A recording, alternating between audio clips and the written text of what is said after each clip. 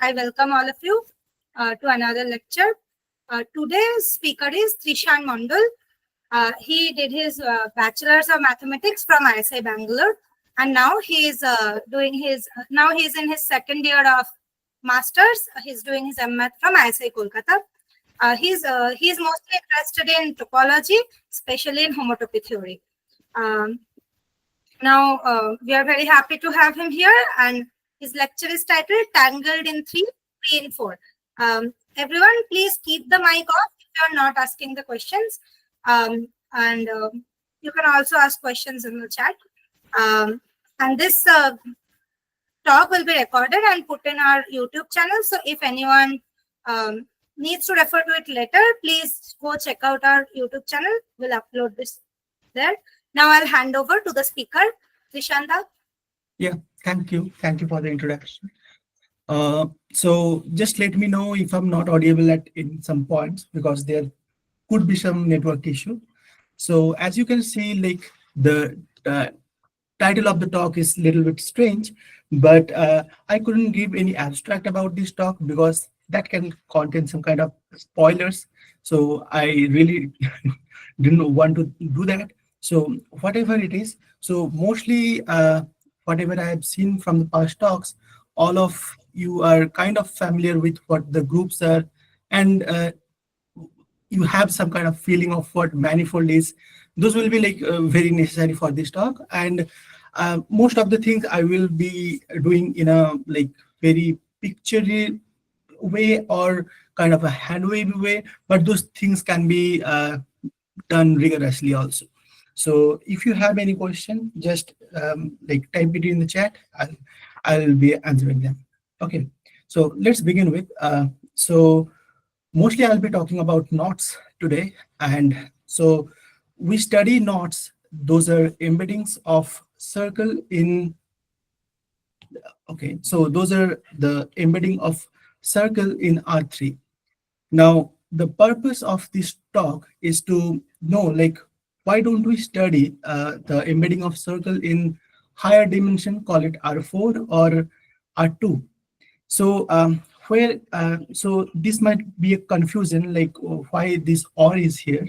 So this is mostly because there is a famous identification with the sphere and the real plane. That is, if you remove the North Pole or any point from the sphere, that is homeomorphic to R3, or if you don't know what homeomorphism is, you can like see like both are same as a topological object. So yeah, that's it. And the embedding of the knots can be very embedding of the circle can be very difficult, I mean different and difficult to understand, as you can see in this picture. So I might take one pointer, so you can see like this is a very strange kind of a picture here. So now one question that you might have seen in the past talks, like in topology there are few kind of subtle kind of questions that we want to like tackle. One of them are embedding problem, and another are the classification problem.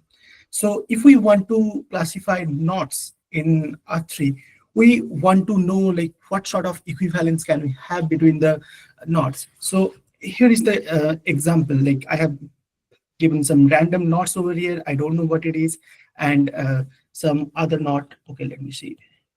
So let me know if you can see the marking over here. I'm not really sure if you can see the marks. Just let me know about it. Anyone?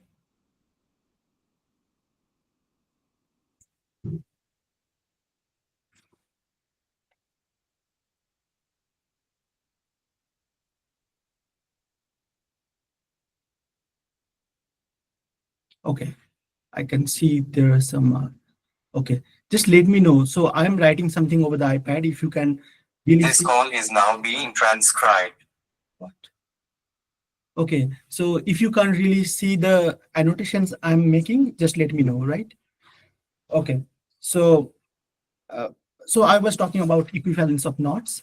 So here is some knots. I just want to know if this is equivalent to the simplest kind of embedding of circle possible. So that's it. So there are some kind of notations of equivalence in knots. So we define, how do we define them? That is by if there is some kind of continuous deformation from one to another. Now this continuous deformation can be like made precise using some mathematical notations that is I have written in the box if you can see it. So it's basically if we have some kind of smooth map from S1 cross I, here I is the interval 0, 1, such that at every point T, this is a homeomorphism of circle, um, and like these two properties holds. So more than having the definition, it's better if we can look into the picture. That will be helpful. So if you can see the picture over here, so this is one knot and this is another knot. So in between, there is some knot. So basically this is a continuous process over the time. So if we vary the time from 0 to 1, we should start with some kind of knot and end up with another kind of knots. So first thing you might notice, like if you have the circle and vary it over time to get another circle, so if you like combine all those data, what you get really is kind of a cylinder, right? So here also we get some kind of object that you can like imagine. It is a kind of two-dimensional object, two-dimensional manifold.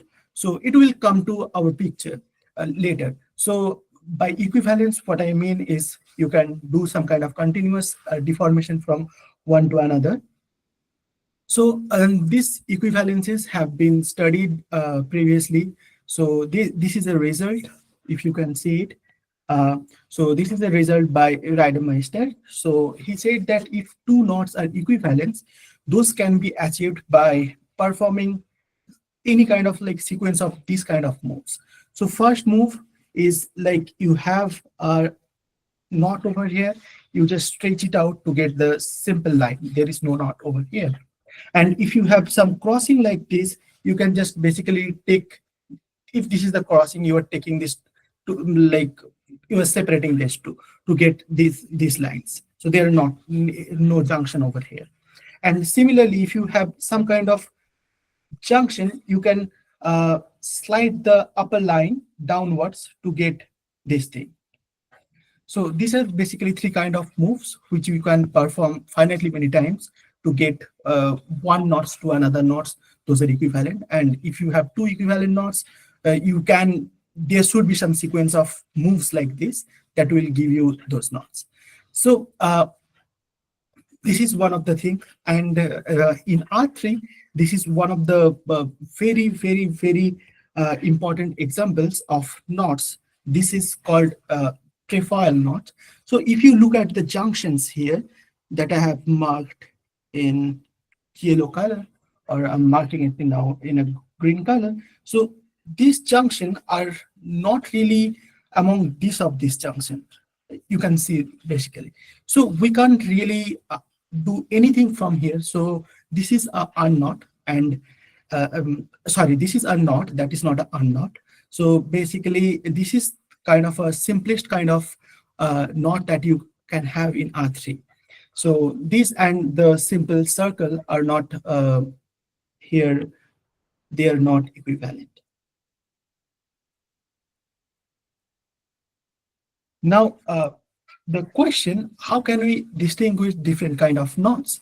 So there are many kind of knot invariants. So if you have attended Prokadipta's talks, I think he has talked about some Duns polynomial or Alexander polynomial. Those are one kind of knots. And like the most interesting kind of invariant that mainly whoever studies low dimension topology cares about is the complement of the knot. So basically you have some kind of embedding. If I go to the first picture here, if you have some kind of embedding like this so this is an embedding in R3 of the circle. So you look at the complement of this. The complement of it is very, very, very difficult. Of, I mean, yeah, that is an object, and it turns out that to be a manifold. But if you understand, I mean, if you try to understand those things, so for different knots, this complement will be different. So that is one kind of invariant. And like there are many tools by which we can distinguish these complements. So yeah, uh, let me get back to that. So yeah, so from now, our goal will be to know why we don't really study the knots that which are basically embedding of circle in R2 or R4. So in R2, really, by embedding, what we mean is something injective and that is smooth. Okay, but so that is kind of a closed loop. I mean, simple closed loop. So there is a theorem by Jordan that is called Jordan curve theorem. This is a very famous theorem. You might have heard of it. So that basically says if you have any kind of simple loop in R2, that will separate R2 in two distinct parts. One is this interior part, which is bounded. One is the exterior part that is not unbound. I mean, that is unbounded. The interior part that is bounded, that we call like it basically the loop bounds disk up to homeomorphism basically. Yeah. So if you have any kind of loop that will bound some kind of disk. So over here you can't have any kind of junction, because if you have some kind of junction like this, then you can see like there are many other complement coming out. So if the loop was something like this, if some kind of, you know, like this kind of embedding is not possible, but if this kind of embedding were possible, then you can see like there are one, two, three different path connected component, but it's not really possible. So what is the like moral of the story is like there is no tangle in, by tangle I mean these junction points, those stuffs. So there is no this kind of tangles in R2, and in R2 you can have some complicated kind of embedding of circle like this, but that is not really interesting for not theory kind of stuff. But these are like very important kind of counter examples that appears in algebraic topology. So this is not really interesting for our point of view at this point. So yeah, now we want to go to R4. Okay, so there things might become a little bit complicated, but I will I mean, I'll try to explain it as much as I can. So let's see. So just we'll begin with a knot that is in R4, R3, right? Now we have seen this thing that if there is any knot that bounds a disk, that will be a knot. I mean, basically something that looks like the circle only. But this is, we have seen like this is the easiest or simplest possible knot that is not really equivalent to a circle. So here we have these three junctions. So if we try to draw some kind of surfaces in between, so for this case only we can like fill this up, right? So if we try to get some kind of surface or fill this up, then we'll see like there is some kind of self intersection over here that is happening in R3. Now, what can we do is, if I take this thing in R4, so just imagine this thing, we have this kind of cross in R2, but when we see it in R3, we can actually separate this cross because we have another dimension to move on. Similarly, in R4, this surface, we can do something, right? So there is, there we are getting one other like free space on which we can move. So what we can really do is we can do some kind of surgery. But I mean, I don't know if you really know about surgery. You might have seen in so much talk, but surgery is really something you can do some cut paste so that most of the topological properties do not changes. So you can really do it in R4. Now the question you might ask, why can't we do okay, so once you do those surgeries, you can like remove this silk intersection to get something that is, I mean, yeah, get something that bounds a disk and it became a unknot. But how do we do surgery in, I mean, this would be a question, right? How can we do this in R4 but not in R3? I mean, there is some idea that in R3 we have limitation of direction or limitation of movements. But to understand that thing mathematically, we need to know something about obstructions. But the obstructions are really described by something comes from homotopy theory, and that is like very deep. So I really don't want to go it in that way. So I will describe you like, I mean, why the knots are really unknots. That's the title suggests in R4. But I'll do in some different way. There also we'll get to see some homotopy theory, but not like nothing much. So as I have told you earlier, like when you have the knot equivalence, right? So once, so let me draw a picture over here.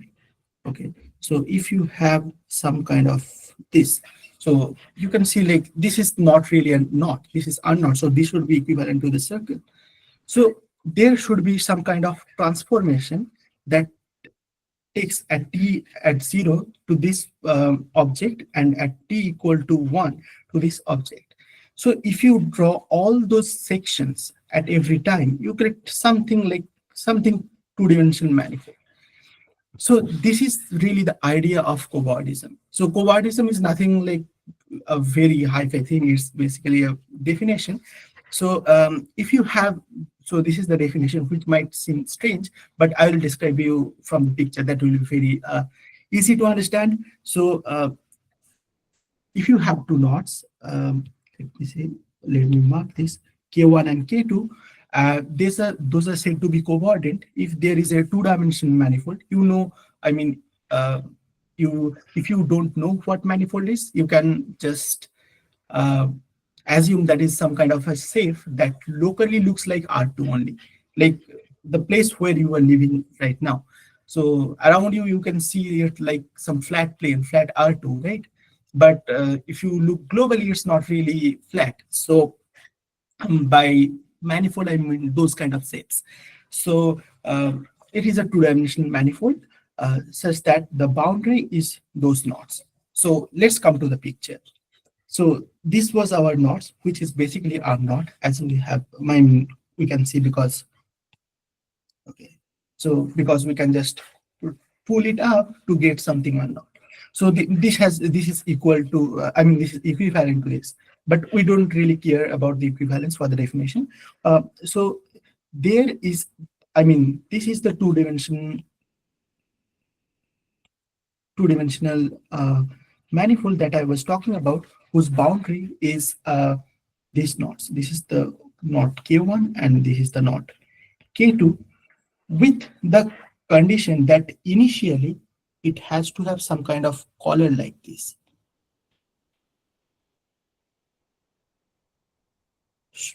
So basically you can see the definition is kind of rigged so that we can see the knot equivalence and cobordism in some way, right? Like so if I assume these knots are embedded in call R3 or R4 really, then we can, like, although I'm drawing R3 here, but that's not R3. So this is some R3 and this is some R3 and this is the cylinder. So basically the cobordism is the manifold that joins these two knots. So basically this is lying inside, the manifold is lying inside R3 cross I, the interval. So you can see like the definition is read in a way such that you can see like the knot equivalence really give us a cobordism, and cobordism gives you a knot equivalence. So Yeah, I should erase this as I want to like give it to the organizers. Okay, so let's move on. So from now, so this is one definition. We will come across few definitions that might be technical, but I will try to describe in a like vague way, or I mean, we'll see. So here is what I want to define. That is a framing of a knot. Now, what is framing of a knot? That is a choice of smoothly varying pair or triplet. It depends where your knot is, if that is in R3 or R4. If that's in R3, then we will talk about pairs of orthogonal vectors that are perpendicular to the tangent vector. Or if it is in R4, then we'll talk about triples. Why? Because suppose this is R4, right? You have the knot or whatever one-dimensional manifold. Somebody asked the question, I think.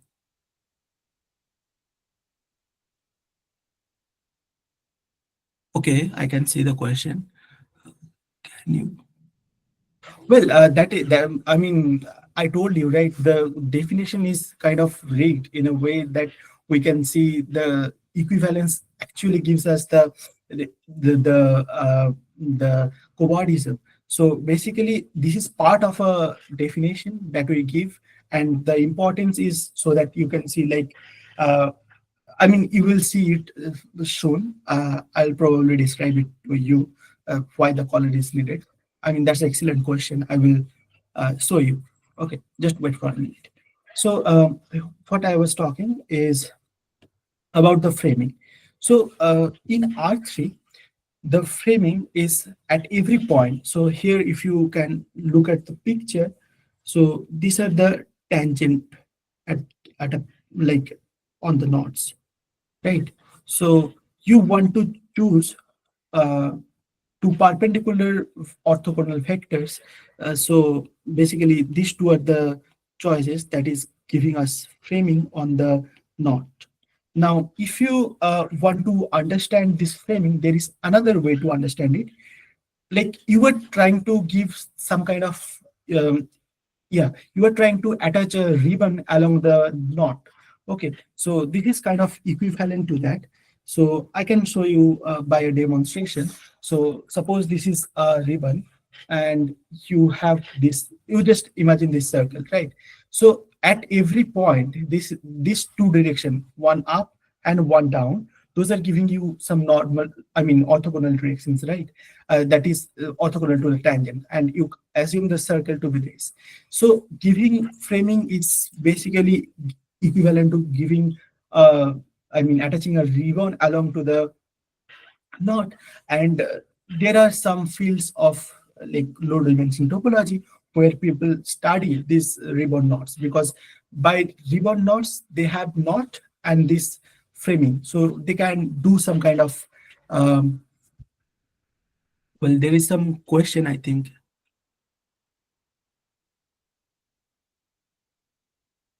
Someone is asking how we know exactly which new movement is added while we move from 3D to 4D.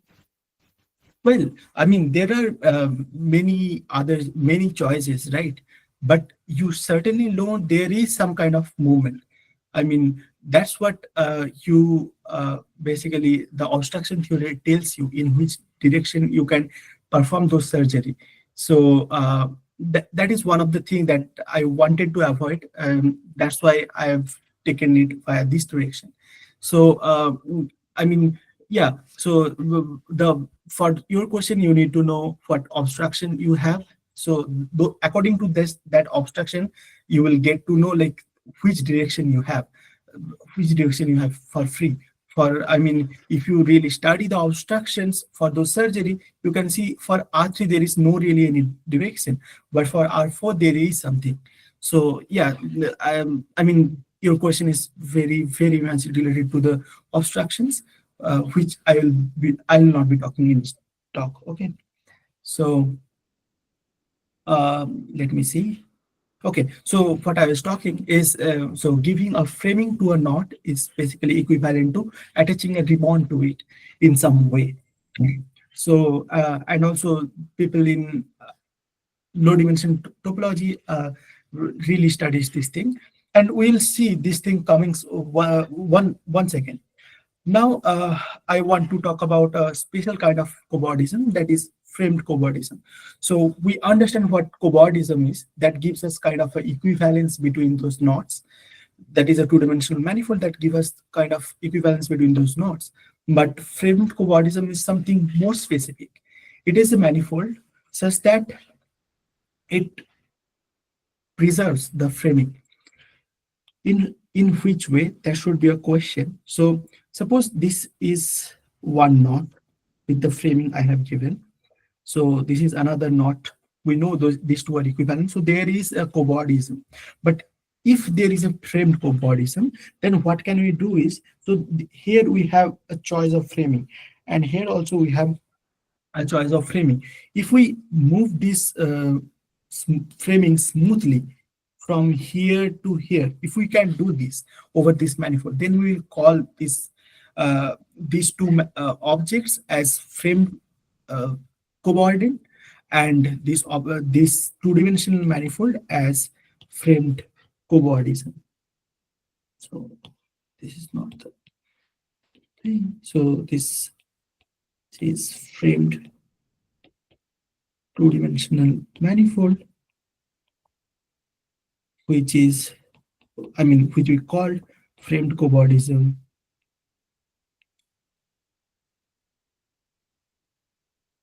between the knots.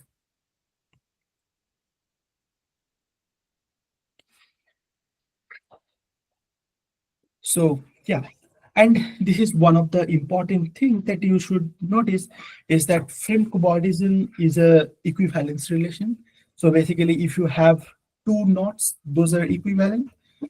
By equivalent, I mean equivalence relation. So if like, so how should I write it? If there is a cobordism between K1 and K2, we'll just take that cobordism only. That will give us a cobordism between K2 and K1. It's really easy to understand. So that's why cobordism is the equivalent relation. Now, I want to state some facts about cobordism. So this is the first, that every knots in R3 has a framing. Now, what does it mean? Okay, I have already described about it. Like, giving framing is equivalent to attaching a knot in R3. Now, this is one of the things that might seem something unusual to you, but those who are like familiar with kind of normal, or normal directions of manifold will easily get it, that if I have a knot in R3 that has a framing, and that framing will give us a framing in R4. Now, what is framing in R4? That is basically continuous choice of three vectors. Now, when we were in R3, we have some continuous choice of two vectors. Not only continuous, we are demanding smooth, but we have this kind of choices. But when we go to R3, we can basically take one trivial direction that is coming from, when we are going to R4, one additional direction is coming, right? So for the moment, although it's not really correct, if you assume this plane to be R3, which is not correct, but this will give you some kind of visualization, then you have some additional direction like this. And what you will do is, you will just add that direction to this knot only. So that will give you a continuous choice of three triples at every point. So that is a framing. So in the framing in R4 is kind of, you can imagine if you have three-dimensional knots, not really knots, you can imagine like you are attaching kind of a brick to the knot. Okay. So yeah, that is one of those things. And this thing I have already described, that two knots are equivalent if they are coordinate. But here we are demanding something else, that is two knots that has similar kind of orientation are equivalent if they are framed coordinate. So what does it really say is, okay,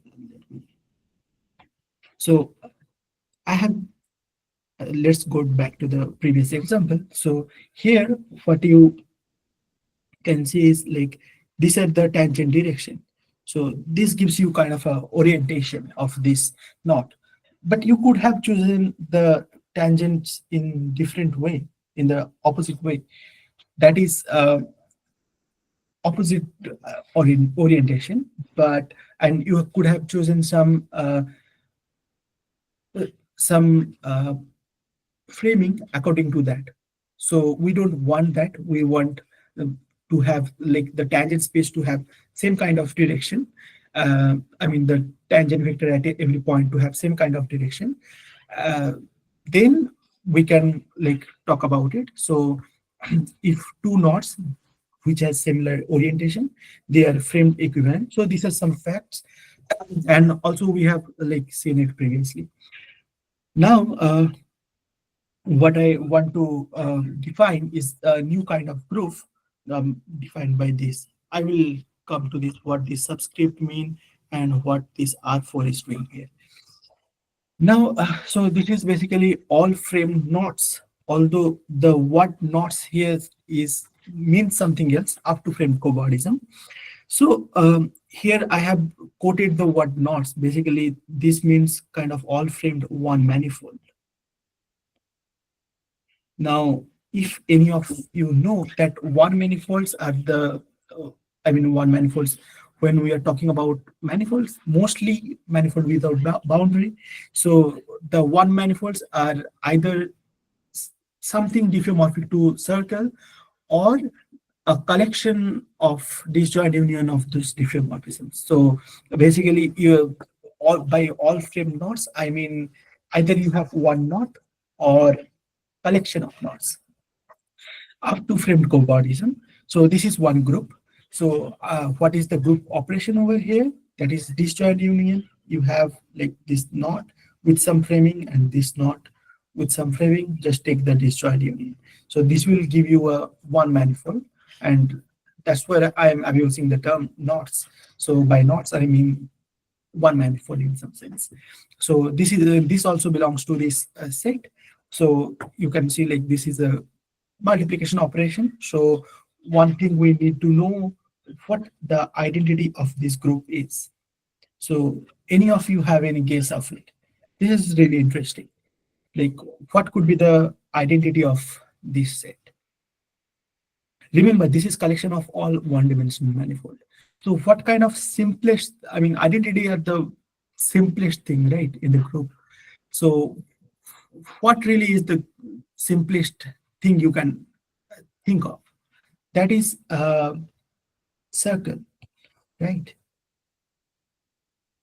But here we're interested more in the framing, right? So this can have some difficult kind of framing. I will show you one picture, but one framing that we can choose is something like this.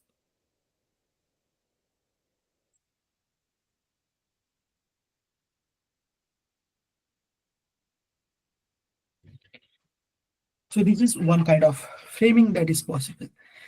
Now, the interesting thing is, if you have this kind of framing, then you can take the hemisphere that is bounding it. So basically, you can imagine like a bowl and its boundary is the circle. So over there, if you have a framing, you can just move it around to get a framing on it, on the whole hemisphere. So this is identity. Why? So for that, I might need to zoom it a little bit more. So suppose this is one manifold with some kind of framing that I don't really care much of now. And I have this circle with the framing I have mentioned. So in order to this to be identity, so this is a disjoint union. In some sense, this has to be coordinated with this. So basically, what does identity means? if you have any group element, you multiply with it to get G, right? So this is what we want to get here, obviously with some framing. How do we get it? So the thing is, you just connect it by a cylinder. So this will give you some kind of cylinder where everything is fine.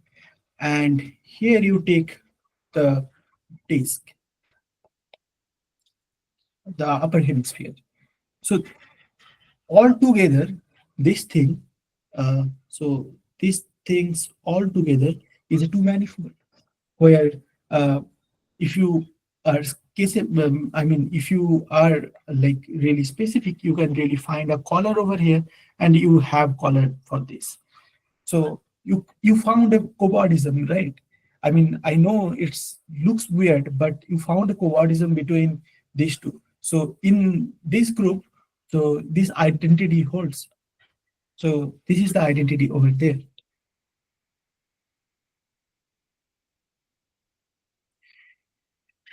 So what's the identity over here? Identity is something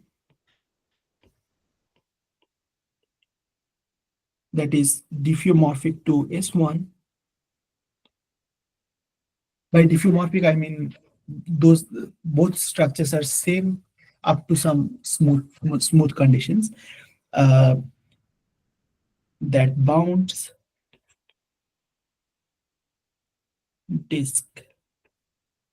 So this is the identity for this group. Now, in order to classify all the knots up to cobordism, what we really need to know is what is this group actually? That should be the first question that we want to know. But I mean, the computation to see what this group actually is a little bit harder. But there is another shortcut that we can do. We can relate it to something that we know. Okay, so we will relate it to something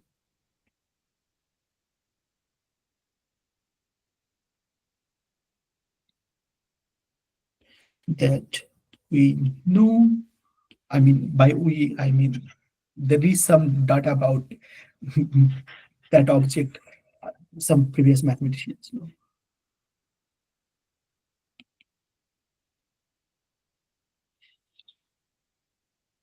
Okay, so let's go forward.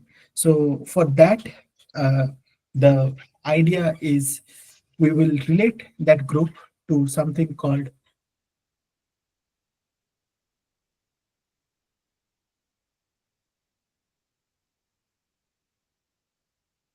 oh, so somebody asked, oh, okay, so this is a question. So it says that um, every one manifold is coborded to itself, obviously, to itself including identity. So isn't that a problem? No, because we are here, every element is a class. By class, I mean, so, okay, so let me add some few pages if I can add.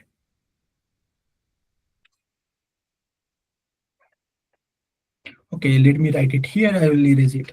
So, I mean, by class, I mean, so here, if you have, I mean, the group that I have defined, that is, oh, sorry.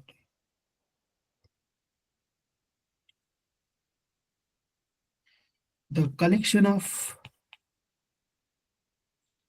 all knots up to the equivalence relation. So here every object, whenever I read an object that represent many elements, okay, there could be many elements that belong to that class, right? So this is not really a problem because we are studying everything up to cobordism, not those object uh, objects separately, right? I hope that answers your question. So let me use it.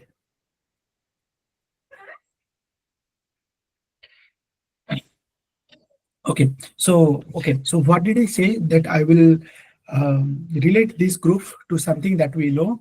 By we, I mean there is some result about it. So the we will relate it to the some homotopy groups. So we will begin with homotopy. I hope, I don't really hope, I think nobody previously has defined what homotopy is. Even if they have, it doesn't really matter. So homotopy between maps is like if you have to map f g between two topological spaces x and y, those two are said to be homotopic if there is a map like this that satisfied that at the 0 it's the map fx and at 1 it's the map gx. So if you think it pictorially, if this is your space x and this line represents I, then so you define some map from here to y, the latest space, such that on this boundary it is f, and on this boundary it's g. So basically you have f and g two maps, and if you can deform, not really deform, like if you have some continuous movement from one to other, such that you can go to f to g in a continuous way, then we'll say f and g are homotopic, or f and g are homotopic to each other. Now, again, this is a equivalence relation you can see. And so by equivalence relation, what I mean is if f is homotopic to g, then g is also homotopic to f. How you can just, I mean, you can just, do something, you can just reverse the way that we are moving. So you define the homotopy to be 1 minus t. So here we are starting with g and going to f. So basically, this is our equivalence relation. And from this equivalence relation, once again, we will define another group that is called a homotopy group of spheres. So what is homotopy group of spheres? That is, we define this by the index n and sk. So sk means k-dimensional sphere that you might have seen in some other talks, or if you haven't seen, then the k-dimensional sphere, what really is, the unit ball in dimensional space. There, the boundary is the n-dimensional sphere. So this is basically map between n-dimensional sphere and k-dimensional sphere, but up to homotopy. So here objects are again a class, right?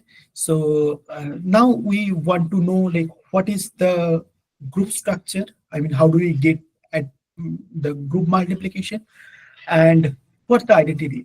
So as you can see in this picture, the group multiplication given by this. So here, if you have a map F and another map G, so by these boxes, I mean the class they represent up to homotopy. So, and by plus, I mean the group operation, right? So how do you define this map? So you have this sphere Sn, and you want to define a map to Sk involving these two, F and G. So how we do is, you have this sphere and it has an equator. You pinch the equator like this. So equator go to a point, and what you are left with, basically two sphere once again. These are Sn once again. So from this Sn you take the map F that goes to Sk, and from here you take a map G. So you just take composition of this thing to define the group multiplication, and it turns out that these are okay. So these are abelian groups, and here I have defined the homotopy groups of sphere, but you can define it for any space that you have in your hand. And also, I want to know if you have any idea, like, what could be the identity here? What could be some map? So call, like, here we have identity. So what is the map that that this composition will become if once again? So any idea? What's the identity? So you can assume that this is if, and this the map from here is the identity. So what should be the identity map? So this the composition is this. No, not hemisphere. The sorry. Okay, any other guesses? I will answer it shortly.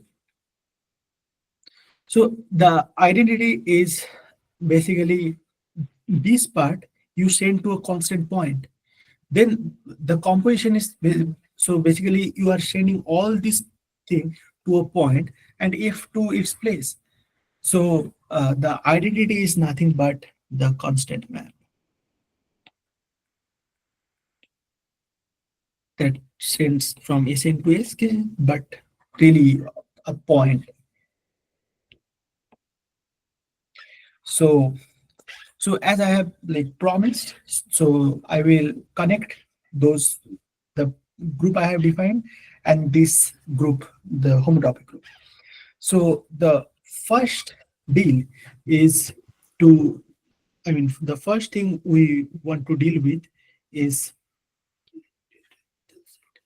okay, so this is the first step that from every framed knots in R4 or S4, we'll get a map from S4 to S3. Now, for this moment, we will just assume that S4 is, I mean, as I have given you the identification, union of point that I'll call infinity is S4. So this is the identification I'm dealing with. So here, this is the biggest space is S4, and the red section that you can see, that is not, and the blue thing that is given in arrow direction, that is the framing of it, but the red is not really not, but a part of not. So that is enough for our understanding. So from here, what we'll do is, so we have this collar, right? This collar, or I mean, we have the framing, and accordingly we have a ribbon. So this is really the ribbon that we have. Now, what we'll do, so we are choosing some vectors, right? And we will choose the vectors to have length 1 in both direction. So then what we'll get is a ribbon around the knot that has some finite thing. I mean, the finite width. Then what we'll do, we will collapse everything outside. Okay, then we will, sorry, then we'll collapse everything outside that boundary to a point. So, I mean, if you can imagine what it is, so it should be like, this is the portion of the knots. So at every point, you had these lines, right? Now those lines become a point. So basically you have, at every point, you have this circle like this. And also all the tip of these circles are identified at a point. So this is the picture. I mean, this picture is not really good, but something like this. All these points are identified at a point. So from here, what we do is we take projection onto this circle part, right? So here, what we are doing is, the although I am writing the green thing is S4, so that is a 4-dimensional manifold, but in plane I can draw 2-dimensional manifold only. So what you are seeing here is, instead of I mean, what in general will happen is, instead of having this circle, what we will get is, we'll have a like sphere of dimension 3. Why is that? Because when we talk about the framing in S4 or R4, what do we have? We have, at every point, we have 3 independent pairs of vectors.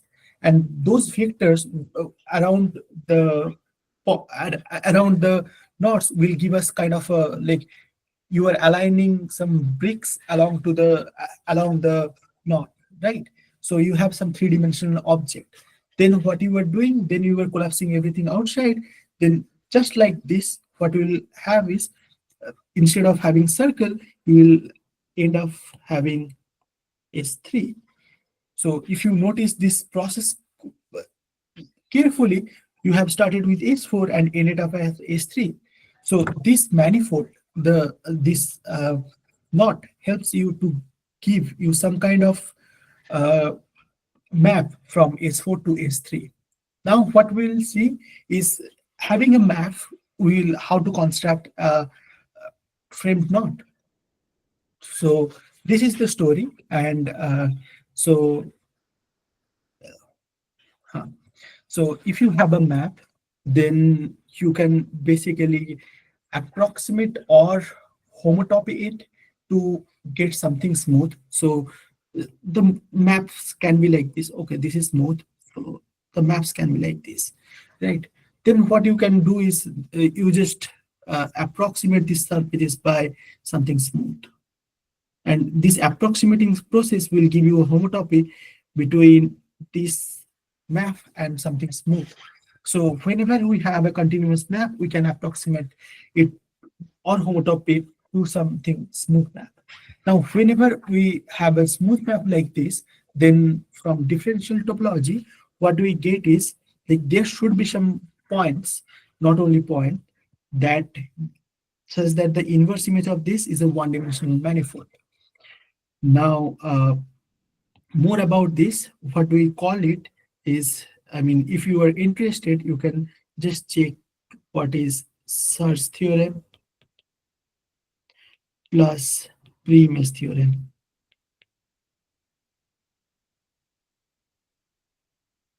So, I mean, the point I'm choosing that has some special name called regular value that I don't want to really go into. Search theorem will tell you that there are abundance of those points. So you can choose one of the points and that the inverse image it will be give you some one-dimensional manifold. And as I have told you that one-dimensional manifolds are basically collection of uh, again here it should be some compact manifold. By compact I mean something small. So one-dimensional manifolds are really a collection of circle or collection of knots. So here we got some kind of knots from it. The inverse image helps us to get the knot. Now we want to know how to get the framing. So for the framing, what we do is, okay, let me draw the picture of S3. Here we have point, right? So on S3, if you, so S3 is a three-dimensional manifold, right? So at every point on S3, what you can see is like it looks like flat. So there are flat are three. So there are basically three direction that you can choose. So you can choose three direction here, and mathematically we call it like you choose three dimension from the three vectors from the tangent space, and what you do is, since you were looking at the inverse image of it in S4, this is some kind of thing. So this will help you to, I mean, this choice of three vectors will help you to give a smooth choice of three vectors along the knot. So yeah, so that's how you get the framing. I mean, it's a little bit complicated if you don't really know what tangent space is, but you can, I mean, the essence of this thing you should take is if you have a map up to homotopy, you can get some manifold, some one-dimensional manifold. So from the uh, previous discussions, what we get is from frame knot, we can get to the maps, and from the maps, we can get to the frame knot in some way. Now, remember, there were two equivalence relations. So here we had the equivalence relation that is called cobordism And here we had some equivalence relation that's called homotopy equivalence. Now it turns out that these two goes well with each other. So that was proved by Pontiac and Tom. So the construction that I did previously, that if you have a framed knot, how can you get a map from S4 to S3? So that construction was really given by Pontiac, and all this later stuff has been done by Tom. So this is what we call a result from Pontiac and Tom, or the Pontiac and Tom construction. So so yeah, so this is the main thing that they have proved, this knot equivalence and or cobordism that goes well with homotopy. So what we, I mean, and the main result that they have proved is the framed cobordism, I mean, framed knots up to the cobordism is actually equal to the maps of from S4 to S3 up to homotopy. So, and not only as a set, but as a group. So we, so this is the thing that we get from this.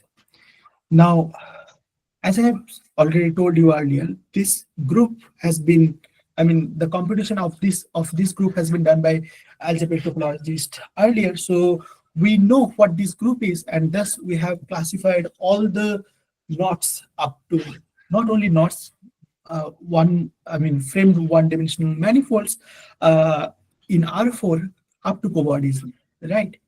Now we will see what this group is. So I won't do the computation, but uh, yeah, this group is isomorphic to Z mod 2. So I think you know what Z mod 2 is. That is basically group mod 2. So here the elements are 0 and 1. If you add 1 once again, and the group operation is like addition. So if you have 1 plus 1, that is 2, but mod 2, it's really 0. So that is the group structure of Z mod 2. So we know up to cobordism, this thing has exactly 2 objects.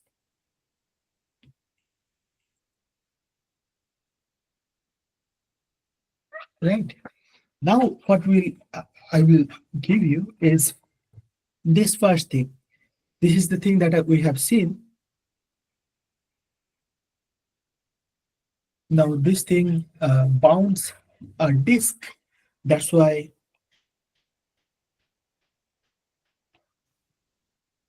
and so this is the identity element of the group.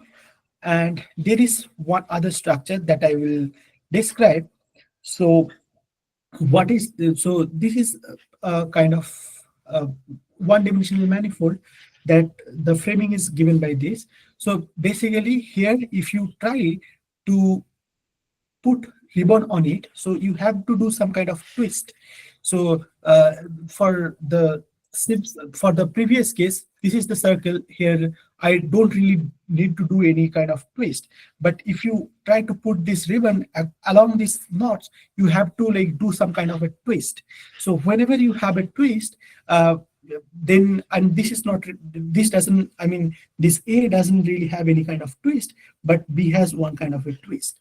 So these A and B are different in cobordism terms. So there is not really any cobordism in between those.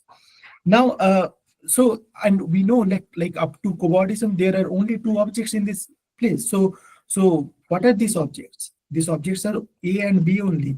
I mean, up to cobordism. Now, if you notice, both A and B are unknots. So if I summarize all this story, if you have a knot in R3 and you want to see what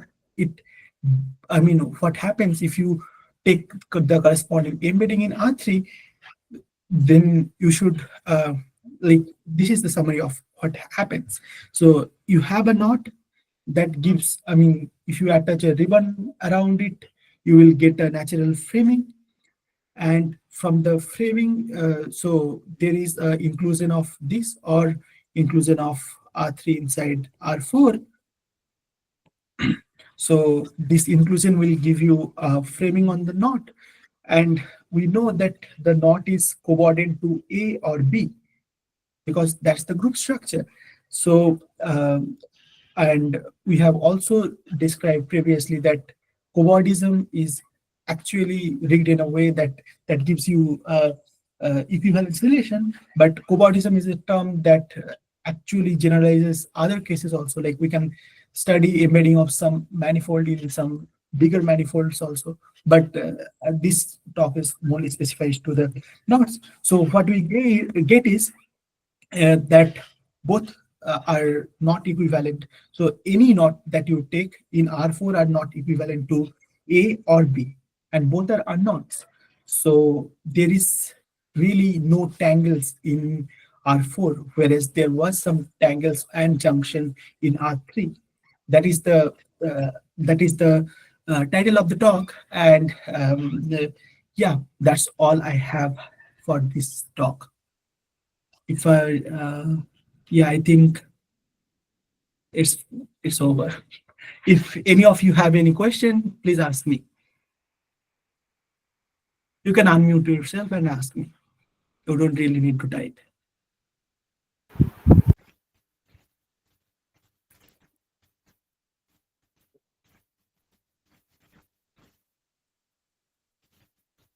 Okay, I see no questions in the chat. Uh, Thank you very much, Trishanda, for this wonderful talk. So now we'll end this meeting. Thank you. I have a question. Oh, yeah, go on. So you are saying in R4, they are coboidally different but topologically equivalent. What? Can you repeat the question?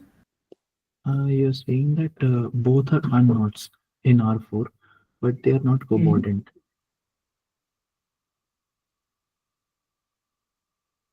Oh, these pictures. Yes. Oh, yeah, yeah. So what I'm saying is like these two are actually unknowns. So they are coordinate, but they are not framed coordinate because the framing is not matching. So if you have some kind of knot that has this simplest kind of framing, that will go to this class, and if it has some kind of twisting on it, then it will go to this class.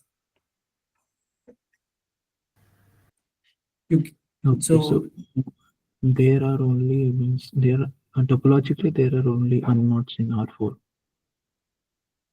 yeah, I mean, Okay. yeah, that's what that is the title of the talk. Yeah. Aren't we talking about embeddings of knots in R3 to R4? And those will be, we can untangle. But maybe if you're considering a knot in R4, you No, cannot no, no, untangle. no. Yeah, the thing is, there is a theorem of embedding of manifold, Whitney embedding of manifold. So what does it say is any manifold you can embed in, if you have n-dimensional manifold, you can embed in it in R 2n plus 1 dimensional space. And furthermore, if you have embedding in some higher Rn, then you can construct a hyperplane kind of thing on which that manifold lies. So basically what you can do is, if you have any other embedding of S3 in R4, then you can really get some kind of a hyperplane of 3 dimension on which the knot lies. So there you can do all the thing that I have done. Okay. Thanks. Good questions. Anything else?